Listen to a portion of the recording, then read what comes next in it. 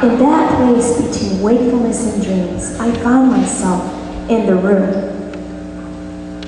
I couldn't recognize anything except for a file drawer in the room. I was curious to peek inside of it, so I got up and walked towards it.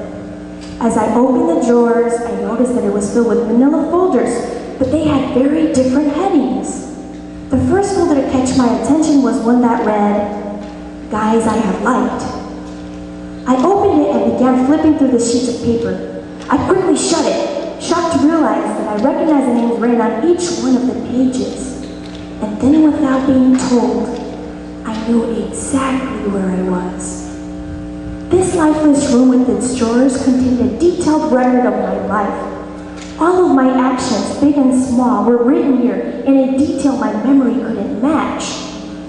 I felt a sense of wonder, curiosity, and horror as I began randomly opening files and exploring their content.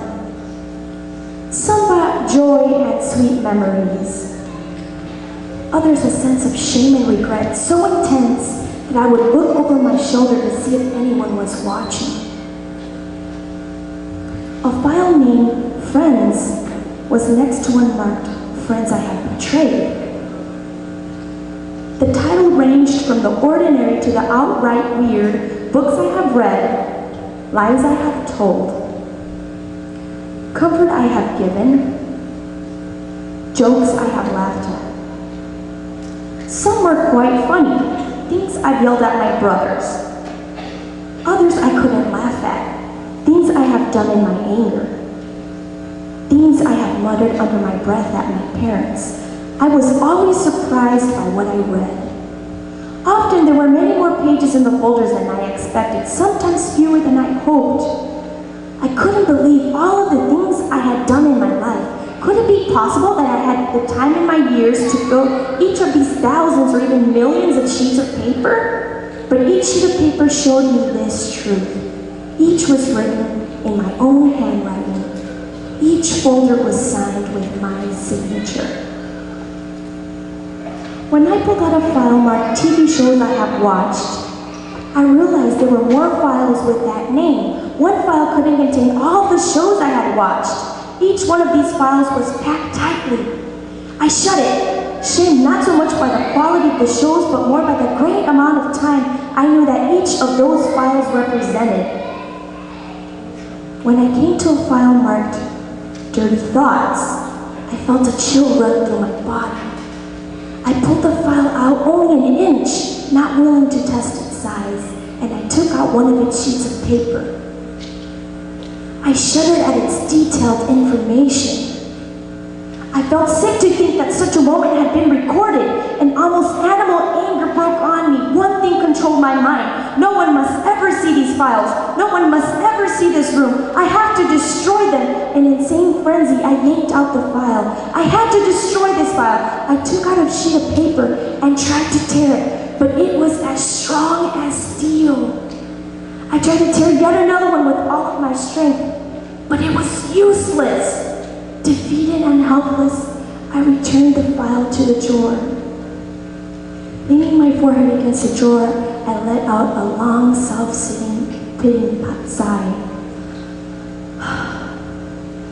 And then I saw it. The title read, People I Have Shared the Gospel With. I picked up the file, but to my sadness, the file was empty.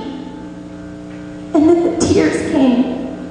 I began to weep, sobs so deep that they hurt. They started in my stomach and shook through me.